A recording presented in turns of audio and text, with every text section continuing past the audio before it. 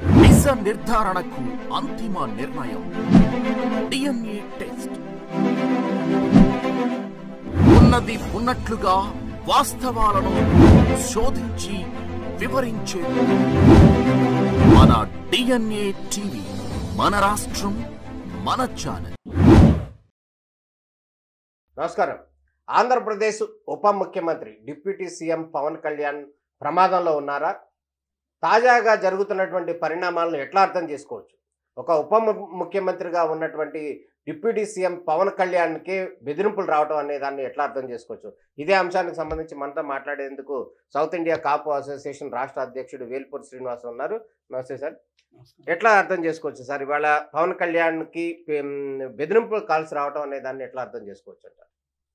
పవన్ కళ్యాణ్ గారు ఉప ముఖ్యమంత్రి అయిన తర్వాత ఆయన అసెంబ్లీలో కూడా చాలా స్పష్టంగా చెప్పారు, ఎవరు ఏ తప్పు చేసినా కానీ వాళ్ళ మీద వాళ్ళకి శిక్ష వేయాలి. అదేవిధంగా నేను ఏ పొరపాటు చేసినా కూడా నేను కూడా ఆ శిక్షకు బాధ్యుడు. నేను దానికి మినహాయింపు కాదు, నీతికి నిజాయితీగా మారుపేరుగా ఉంటానని ఆయన చాలా స్పష్టంగా అసెంబ్లీ సాక్షిగా చెప్పారు. తర్వాత మనం కాకినాడ పోర్టులో అక్రమంగా ఈ రైసు విదేశాలకు ఎగుమతి చేయటం, ఇవన్నీ కూడా మరి చాలా పెద్ద స్కామ్, ఇంటర్నేషనల్ మాఫియా దీంట్లో ఉన్నట్టుగా మనకు చాలా క్లియర్గా తెలుస్తుంది. అయితే దాని మీద పవన్ కళ్యాణ్ గారు మరి అధికారులు వద్దన్నా కూడా మరి ప్రమాదకరమైన పరిస్థితి అని చెప్పినా కూడా సముద్రంలో 10 కిలోమీటర్లు వెళ్ళి ఆ కొన్నటువంటి షిప్లో అక్కడ ఆయన షిప్ను పట్టుకొని అక్రమ బియ్యం ఏదైతే ఎక్స్పోర్ట్ చేస్తున్నారో ఆ షిప్ను పట్టుకొని దాన్ని సీజ్ చేయండి అని చెప్పేసి ఇవన్నీ కూడా అక్రమార్కుల గుండెల్లో ఒక రైలు పరిగెత్తిన పరిస్థితి మనం చూసాం. అయితే ఇవాళ చంద్రబాబు నాయుడు గారు మొన్న ఈ మధ్య రీసెంట్గా ఒక మాట అన్నారు, ఆంధ్రప్రదేశ్కి ఎస్కోబార్ జగన్మోహన్ రెడ్డి గారు, అదేవిధంగా అక్కడ కొలంబియాలో ఉన్నటువంటి ఎస్కోబారు పెరు కానీ ఈక్వెడార్ దేశాల నుంచి అమెరికాకి మాదక ద్రవ్యాలు స్మగ్లింగ్ చేస్తూ ఉంటారు. అదేవిధంగా అలాంటి నియంతే ఇక్కడ జగన్మోహన్ రెడ్డి గారు ఆంధ్రప్రదేశ్ ఎస్కోబార్ అని చెప్పారు. ఎందుకంటే గతంలో కూడా పవన్ కళ్యాణ్ గారు ఉన్నప్పుడు ఆయన కూడా చెప్పారు ప్రెస్ మీట్లో కూడా, రాజశేఖర రెడ్డి గారు కూడా నన్ను బెదిరించారు అనేక విషయాలని చెప్పారన్నమాట. అదేవిధంగా ఇప్పుడు జగన్మోహన్ రెడ్డి గారు కూడా ఇప్పుడు ఈ రైసు ల్యాండరింగ్ ఏదైతే ఉందో మనీ ల్యాండరింగ్ లాగా దానికి కింగ్ పిన్ ఎవరంటే మనం జగన్మోహన్ రెడ్డి గారు చాలా స్పష్టంగా చెప్పుకోవచ్చు. దాంట్లో ఇప్పుడు ఎఫ్ఐఆర్లో ఉన్న వ్యక్తులు కూడా మనం చూసాం. సరే, ద్వారంపూడి చంద్రశేఖర్ రెడ్డి గారు అయితే ఆయన సొంత బినామీగానే ఆయన పేరు పొందాడు. మరి వైవి సుబ్బారెడ్డి గారు టీడీటీ బోర్డు చైర్మన్ చేసినటువంటి వైవి సుబ్బారెడ్డి కుమారుడు విక్రాంత్ రెడ్డి, ఆయన అదేవిధంగా ఎంపీ విజయసాయి రెడ్డి, వీళ్ళందరూ కూడా దీంట్లో ఉన్నారని చెప్పేసి వాళ్ళ మీద ఎఫ్ఐఆర్ కూడా బుక్ చేయడం జరిగింది. మరి ఇలాంటి పరిస్థితుల్లో విజయసాయి రెడ్డి కూడా ముఖ్యమంత్రి కూడా బెదిరింపులు పెట్టడం, పవన్ కళ్యాణ్ సీఎం అవ్వాలని చెప్పేసి ఇవన్నీ కూడా అంటే డ్రామాలు చేయడానికి పవన్ కళ్యాణ్ కి మధ్య గ్యాప్ పెంచే ప్రయత్నంలో భాగంగానే ఆయన అనుకోవచ్చా, లేకపోతే ఎట్లా ఈయన ఉండగానే ముఖ్యమంత్రి ఉండగానే ఆయన ముఖ్యమంత్రి అవ్వాలి పవన్ కళ్యాణ్ కేవలం గ్యాప్ పెంచడానికి, ఇష్యూని డైవర్ట్ చేయడానికి ఇవన్నీ కూడా విజయసాయి రెడ్డి చెప్పాడనే విషయం మనం చూసాము. గతంలో కూడా అనేక సార్లు విజయసాయి రెడ్డి ఎక్కడైనా ఇష్యూస్ జరిగినప్పుడు దాన్ని డైవర్ట్ చేయడానికి కొత్త ఇష్యూ తీసుకొచ్చి ఇవన్నీ చేశారు. ప్రత్యేకించి పవన్ కళ్యాణ్ గారి ఇష్యూ వచ్చేసరికి ఆయన ఎవరైతే ఈ అవినీతి పరులు అక్రమార్కులకి ఆయన సింహస్వప్నంగా ఉన్నాడు కాబట్టి మొదటి నుంచి కూడా ఆయన టార్గెట్ చేసుకున్నారు. ఎందుకంటే ఇవాళ కూటమి ప్రభుత్వం రావటంలో ఇవాళ కీలకమైనటువంటి రోల్ ప్లే చేసినటువంటి జనసేన అధ్యక్షుడు పవన్ కళ్యాణ్ గారు అన్న విషయం అందరికీ తెలిసిన విషయమే. దాంట్లో భాగంగానే పవన్ కళ్యాణ్ అనే వ్యక్తి కూటమిలో లేకపోతే నేను అధికారంలోకి వచ్చేవాడిని, కేవలం పవన్ కళ్యాణ్ వల్లే నేను ఇవాళ ప్రతిపక్షం కూడా కాకుండా పోయాను, కేవలం 11 సీట్లకు పరిమితం అయ్యానని చెప్పేసి జగన్మోహన్ రెడ్డి గారు కక్ష పెంచుకోవటము, అది ఒక శత్రువులాగా మారటం కూడా ఇవన్నీ కూడా మనం చూసాం. ఇలాంటి పరిస్థితుల్లో పవన్ కళ్యాణ్ గారికి డెఫినెట్గా ఇవాళ సెక్యూరిటీ పెంచాల్సినటువంటి అవసరం ఉంది.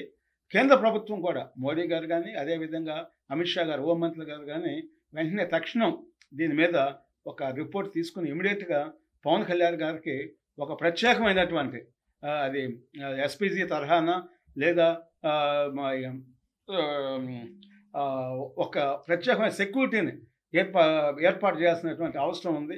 ఎందుకంటే ఇవాళ ఈ మాఫియా చిన్న మాఫియా కాదు, 1,00,000 కోట్లు దగ్గర 5 సంవత్సరాల్లో 1,00,000 కోట్లు దోపిడీ చేశారు కాబట్టి ఆ స్కామ్ను బయటకు తీసేటువంటి పరిస్థితి ఆల్రెడీ స్టార్ట్ అయింది. సిట్ కూడా వేయటం జరిగింది.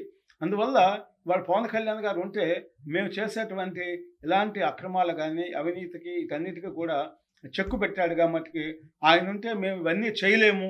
గతంలో ఏవైతే చేసామో నేరాలు ఇవన్నీ కూడా ఆంధ్రప్రదేశ్లో వ్యవస్థీకృతం చేశాము. ఇవాళ ఆయన వచ్చి వాటన్నిటిని కూడా పటాపంచలు చేసి అవన్నీ కూడా నిజాన్ని నిగ్గు తెలుస్తున్నాడు అని చెప్పేసి ఒక కక్ష అయితే మటుకు పూర్తి స్థాయిలో వైసీపీకి ఉంది. ఎందుకంటే ఇప్పుడు వైసీపీ అధికారంలో లేనప్పుడే, ఇప్పుడు డిప్యూటీ సీఎంగా ఉన్నప్పుడే ఇటువంటి బెదిరింపులు రావడాన్ని ఎట్లా అర్థం చేసుకోవచ్చు? అంటే గతంలో సంగతి వదిలేయండి, ఆయన అప్పుడు ముఖ్యమంత్రి ఉన్నారు, జగన్ ఇద్దరిని వదిలేయండి. ప్రస్తుతం పవన్ కళ్యాణ్ కూడా డిప్యూటీ సీఎంగా ఉన్నారు. పోలీసు వ్యవస్థ అంతా కూడా వీళ్ళ చేతిలో ఉంది. అయినప్పటికీ కూడా వాళ్ళు పవన్ కళ్యాణ్ని బెదిరించడం కానీ, బెదిరింపు కాల్స్ చేయడం కానీ ఎట్లా అర్థం చేసుకోవచ్చు? ఆంధ్రప్రదేశ్ ప్రభుత్వం యొక్క చేతగానితనం అనుకోవాలా, లేకపోతే నిర్లక్ష్యం అనుకోవాలా, లేకపోతే పట్టించుకొని ధోరణం అనుకోవాలా? అంటే ఒక విషయం చెప్పాలంటే చంద్రబాబు నాయుడు గారు కూడా దీని మీద సీరియస్గా స్టెప్ తీసుకోవాలని నేను కోరుతున్నాను. అయితే కొంతమంది పోలీసు అధికారులు జగన్మోహన్ రెడ్డి గారు అధికారంలో ఉన్నప్పుడు ఆయనతో అంటకాగిన విషయం మనం చూసాం. ఎందుకంటే అవినీతి అక్రమాలకు మరి ఆ రోజు ప్రభుత్వం పూర్తి స్థాయిలో అవినీతిలో కూరుకుపోయింది కాబట్టి దాంట్లో అధికారులు కూడా కొంతమంది ఐఏఎస్ కానీ ఐపీఎస్ అధికారులు కూడా దాంట్లో జగన్మోహన్ రెడ్డితో అంటకాగటం, వాళ్ళు జైలుకి వెళ్ళటం ఇవన్నీ కూడా మనం చూసాం. అందువల్ల ఇవాళ ఆ అధికారుల నుంచి కూడా ఎప్పటికప్పుడు మెసేజ్ జగన్మోహన్ రెడ్డి గారికి వెళ్ళటము, పవన్ కళ్యాణ్ యొక్క స్టెప్స్ ఎక్కడ ఏ విధంగా జరుగుతుంది ఇవన్నీ కూడా ఇన్ఫర్మేషన్ ఉంది. మొదటి నుంచి కూడా ఒక వైసీపీ అంటేనే అది ఒక క్రిమినల్ పార్టీ అనేటువంటిది ఒక పెద్ద ఎత్తున దాని మీద ప్రచారం ఉంది. ఆ ప్రచారాన్ని కూడా జగన్మోహన్ రెడ్డి గారు వాస్తవం చేశారు. పవన్ కళ్యాణ్ కి ఫోన్లు చేసి పేషీకి బెదిరించిన వాళ్ళు వైసీపీ నాయకులే అంటారా మీరు అనేది? అంటే 100% దాంట్లో ఏ విధమైనటువంటి అనుమానం లేదు. ఎందుకంటే గతంలో అనేక మంది, ఒకరిద్దరు కాదు, పెద్ద పెద్ద నాయకుల దగ్గర నుంచి అక్కడ ఉన్నటువంటి కార్యకర్తల వరకు వాళ్ళందరూ కూడా పవన్ కళ్యాణ్ టార్గెట్ చేసుకుని నిన్ను అంతం చేస్తామని చెప్పేసి అనేక సార్లు చెప్పారు. అంటే ఇది అనేక సార్లు వేరు, ఇప్పుడు డిప్యూటీ సీఎం గా ఉన్నది వేరు. గతంలో అనేప్పటికీ ఆయనకి ఎటువంటి పదం లేదు కాబట్టి ఎన్నో అనొచ్చు. కానీ ప్రస్తుతం డిప్యూటీ సీఎం గా ఒక క్యాబినెట్ ర్యాంక్ లో ఉన్నాడు, పవర్ఫుల్ మినిస్టర్, ఆయన్నే బెదిరించడం అనేదాన్ని ఎట్లా బరితెగించారు వీళ్ళని అర్థం చేసుకోవచ్చు? అంటే ఇప్పుడు హత్యలు చేయటంలో, నేరాలు ఘోరాలు చేయటంలో జగన్మోహన్ రెడ్డి గారు అందివేసిన చెయ్యని చెప్పుకోవాలి. ఎందుకంటే ఆయన మొదటి నుంచి కూడా ఒక 50 సంవత్సరాలను చూసుకుంటే ఫ్యామిలీ మొత్తం కూడా క్రిమినల్ బ్యాక్గ్రౌండ్ ఉంది. గతంలో చిరంజీవి గారిని కూడా మీకు పులివెందుల్లో ఆయన మీద బెదిరించి ఆయన మీద దాడులు చేసి అక్కడ ఆయన వెహికల్స్ కూడా డ్యామేజ్ చేయడం కూడా జరిగిందనమాట.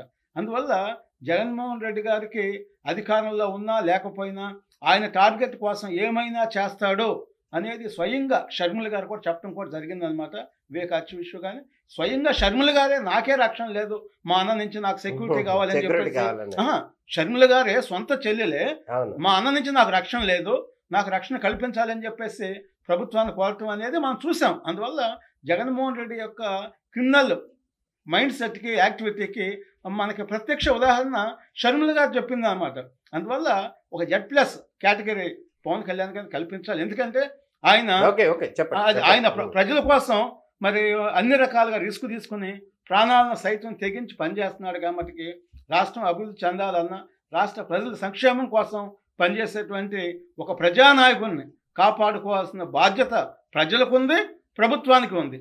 ఆ పరంగా చట్టపరంగా ఏ విధమైన చర్యలు ఉన్నాయో ఇవన్నీ కూడా క్రిమినల్స్ మీద కూడా ఉక్కుపాదం మోపినప్పుడు మాత్రమే ఇవన్నీ కూడా కంట్రోల్ అవుతాయి.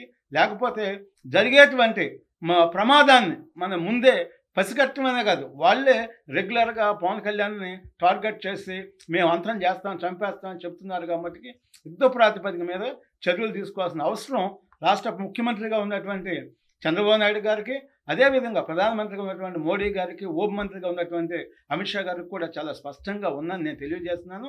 ఆ పరంగా రాష్ట్ర ప్రజల శ్రేయస్సు, అభివృద్ధిని దృష్టిలో పెట్టుకుని యుద్ధ ప్రాతిపదిక మీద పవన్ కళ్యాణ్ గారికి ఈ క్రిమినల్స్ నుంచి రక్షణ కల్పించాలని చెప్పేసి నేను విజ్ఞప్తి చేస్తున్నాను. ఇది వేల్పూరి శ్రీనివాసరావు గారు చెప్తున్నారు. ప్రధానంగా హిందుత్వ వాదంలో కానీ, అదేవిధంగా ఈ PDS బియ్యం అక్రమ రవాణా విషయంలో కానీ వన్ సైడ్గా వెళ్తూ, అదేవిధంగా అక్రమార్కులను పట్టుకోవడానికి తీవ్రంగా కృషి చేస్తున్నటువంటి పవన్ కళ్యాణ్ కావచ్చు, అదేవిధంగా మంత్రి నాదెండ్ల మనోహర్ నిన్న కూడా కొంత అక్రమ బియ్యాన్ని కూడా పట్టుకున్న పరిస్థితి కనపడుతుంది.